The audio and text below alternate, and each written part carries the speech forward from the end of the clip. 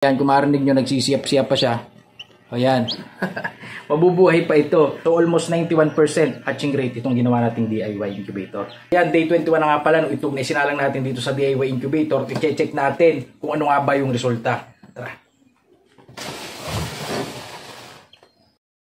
Kaya na sila, nagpisaan na. Ang dami.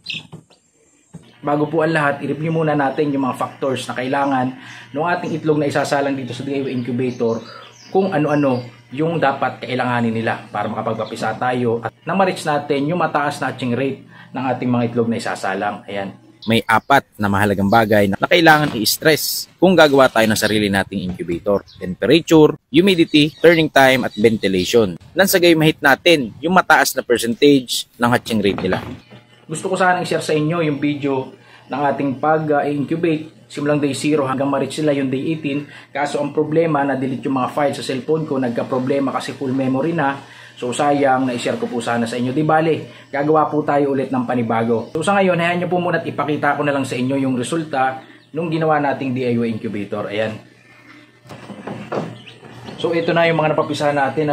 So out of 12 eggs is nasa 10 na. Ayan, bilangin natin. 1, 2, 3, 4, 5, 6, 7, 8, 9, 10. Ang lulusog na nila ngayon. Ngayon ko lang sila nakaabutan kasi galing tayo sa trabaho. Hindi na natin sila na-monitor. Yung last 3 days sila sa incubator. So bali ito, ipakita ko lang sa inyo kung buo siya ng mga Brahma saka yung mga Rhode Island Red natin. Ito. So wala na po dito yung shell kasi sineparate na nung nabili na natin na mag care of nitong ating incubator. Ito yung huling 2 itlog na hindi nagpisa. At napansin ko nga dito sa isang itlog, ayan, may indicator pa siya na possible mabuhay pa yung sisiw sa loob. Ito, ayan, kung marinig nyo, nagsisiyap-siyap pa siya. Ayan. Mabubuhay pa ito. So mamaya, tutulungan na lang natin siya makalabas dun sa eggshells niya. Kasi pag hindi natin ito natulungan, malamang mamamatay siya dun sa loob. Ayan. Tutulungan natin siya ngayon makaalis o makalabas dun sa kanyang eggshell. Ayan. So dahan-dahan lang. Sayang naman kasi itong sisiw na ito, pag inintay pa natin siyang pumisa o makalabas dun sa eggshells niya. Maturity date na niya ngayon. Ayan. Sana mabuhay pa siya. Pero siguro, makakasurvive man to kasi ayan, buhay yung sisiw sa loob. Dahan-dahan lang.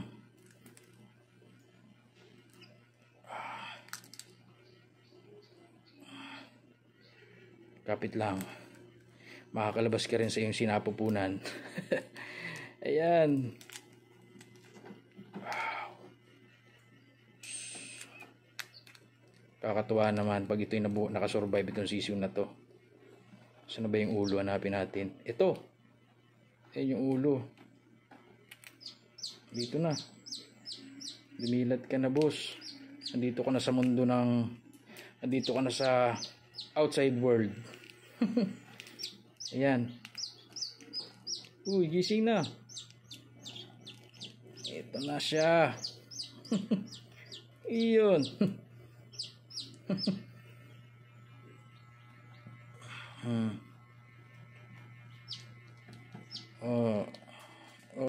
Yan, nagdumi na nga siya dun sa ano niya.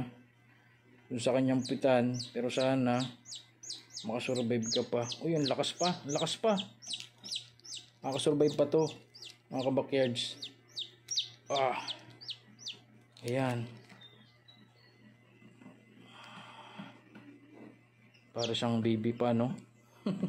Rhode Island Red pala to. Ang breed nitong last na ano natin, itlog. Ayan.